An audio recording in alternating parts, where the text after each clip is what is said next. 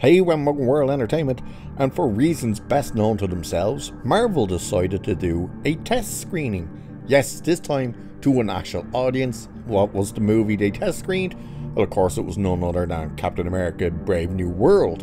And it hasn't gone well. Now, the original test screenings weren't actually test screenings with audiences, they were internal test screenings. The one that had the studio say, this is unreleasable, reshoot that movie. So that was the actual suits within Disney that went, we can't release this, we need to reshoot this. And they reshot the entire movie from scratch. Now they decided, and from what we hear, by the way, from when the reshoots, was people still coming out and saying they're still not happy with it, but they're not putting more money into reshooting it again. They did do a couple of touch-ups, which is actually referenced in this.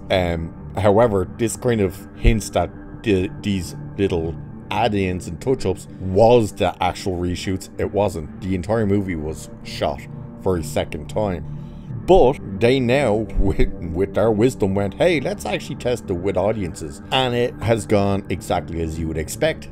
Apparently, the thing is a disaster. So we're going to jump into this article that goes over, not the entire article, it's a bit of a long article and kind of repeats some of the stuff, but the article's at that Park Place if you want to go over and have a read of the entire article yourself. But we'll have a look at this. So it says, a rumor claims that Marvel Studios' upcoming film Captain America: Brave New World is awful, following recent test screenings. This rumor comes from Scooper, My Time to Shine, on X. He wrote, just heard back from like 3 people who went to see Captain America: Brave New World test screening, and oof, movie sounds awful. It was also previously reported by Jordan Rumi, I think so you say it, at World of Real. He wrote, 2 different cuts of the film test screened last week. The person who attended didn't seem to like the movie all that much. He added, the reactions I've heard have not been very kind to the movie, which is being described as inessential and flat. This test screening appears to have taken place following significant reshoots for the film that were initially rumoured to last anywhere between 3 months and 22 days. It was initially reported by Scooper Daniel RPK via Marvel News Films in January that the film would undergo reshoots from May until August. However, The Hollywood Reporter's Bryce Kit reported at the end of May that the reshoots would last 22 days and would include the introduction of Giancarlo Esposito's new villain character. The reshoots eventually took place throughout August. Interestingly enough, actor Tim Blake Nelson, who will play the leader in the film, revealed he shot the entire movie twice. He told a Hollywood Reporter in September, well, we're done, I've shot it, I've actually shot it twice because I did it originally a year ago, and then we came back and redid a lot of it at the beginning of this summer. And then it goes on and talks about all the other garbage a bit. But yes, we know that it has filmed not once but twice. Now, here's the thing.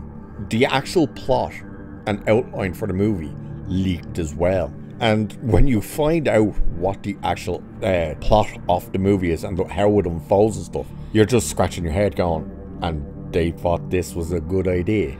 It just, one of the main things that people will take away, and apparently it has already caused a few issues, is that Red Hulk is barely in the movie. Literally, he's barely in the movie.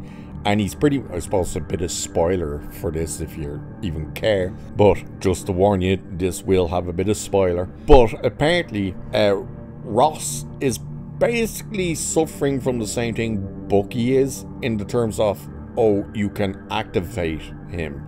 And that is what they do. That's what I believe the character is called, Ezekiel. I think that's what he's there to do when he tries to assassinate, is it's either the leader or somebody basically turns on Red Hulk when Ross is at the podium as the president. It's to expose him that he's been compromised. And that is basically the only real scene from what it says you get off the Red Hulk. So it's almost like because they brought Harrison Ford in kind of last minute, and I'm pretty sure he wasn't thrilled about going back to do reshoots. They probably minimized what he was actually doing, and therefore they were like, we don't really have the money to keep doing Red Hulk stuff, so let's just use him like once or twice and that's it. Everything else about the movie as well just sounds garbage. You can go and find what the actual plot is online as well if you care. But the fact that they've done these test screenings now so far out as well, and the reaction is already, this thing is awful, this is garbage. And remember, this is a movie that's gonna have to break over $1 billion to break even. It's not looking pretty good for this movie. It was never looking good for it, but it's looking even worse for it now. If test screening, and usually people, especially the shill YouTubers that just defend Disney to their core, they usually come out and try and defend this, and it's usually around the time that they do that and say there was no test screenings, they don't do test screenings. They absolutely do, but let them believe what they want. That's always the point that we end up getting photos, that someone always manages to take a photo from a test screening on their phone and uploads it to X and goes, see, was that a test screening for this thing? That always seems to happen. So we'll wait and see if that happens for this one to confirm that yes, test screenings absolutely 100% took place. But it's not looking good for this movie.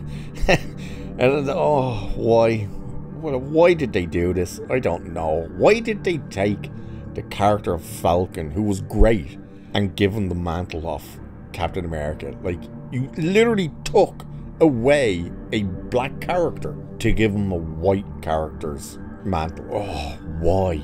You should have just left him as Falcon. He was great as Falcon. And now they just don't know what to do with him as Captain America. And you know what's going to end up happening. The movie will bomb, they'll panic, and they'll go, we need to bring Chris Evans back somehow. And the next thing you know, you will have Robert Downey Jr. back as Doctor Doom, which no doubt they'll try and do a switcheroo and change him back into Tony Stark. And then they'll probably try and bring back Steve Rogers. Why not? Oh, it's going to be a disaster.